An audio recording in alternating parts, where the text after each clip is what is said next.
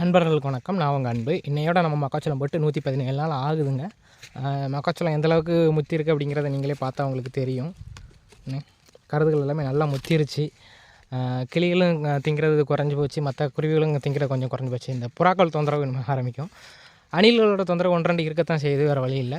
மக்காச்சோளம் எல்லா இடத்துலையும் ஓரளவுக்கு அடி நல்லா காஞ்சி கருதும் நல்லா காஞ்சிருச்சு. ஒரு சில இடங்களில் கருது தொங்கவே ஆரம்பிச்சிருச்சு. ஆனால் இன்னும் ஒரு சில இடங்களில் பச்சை இருக்கத்தான் செய்யுது. இந்த மாதிரிக்கு அதாவது கருது இருக்கணும். இந்த இடத்துல கருது இருக்குது அப்படின்னா இந்த கருதுக்கு மேலே வரைக்கும் பச்சை இருக்குது, கருதுக்கு கீழே ஓரளவுக்கு எல்லாமே காஞ்சிருச்சுங்க. தொகை காஞ்சிருச்சு அப்படின்னாலே அறுவடைக்கு தயாராகிடுச்சுங்கிற மாதிரி தான் அர்த்தம். கணக்குப்படி பார்த்தோம்னா இன்றைக்கி 117 நாளாக இன்னும் இருந்து ஒரு 5 நாளில் கண்டிப்பாக அறுவடை பண்ணியிருந்துருக்கலாம், மழை இல்லை அப்படிங்கிறதுனால.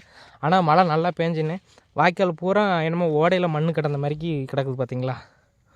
ஃபுல்லாக மண் தான், அந்தளவுக்கு உள்ள தண்ணி வந்திருக்குங்க. அதனால தான் அறுவடை பண்ண முடியாமல் ஆயிடுச்சு. இன்னும் எப்படியும் ஒரு 10 நாளைக்கு மட்டும் கொஞ்சம் நல்லா சுல்லாப்பாக வெயில் அடிச்சிச்சுனாலே போதுமானது, நம்ம அறுவடை பண்ணிடலாங்க. அறுவடை பண்ணும்போது எந்தளவுக்கு இது வருதுன்னு பார்ப்போம். ஏன்னா உட்பகுதிகளில் வந்து மக்காச்சோளத்தோட சைஸு கொஞ்சம் கம்மியாக தான் இருக்குது, கருதுகளும் கொஞ்சம் சின்ன சின்ன கருதுகளாக தான் இருக்குது. என்ன ஏது அப்படிங்கிறத பின்னாடி வர்றப்போ பார்த்துக்குறோங்க.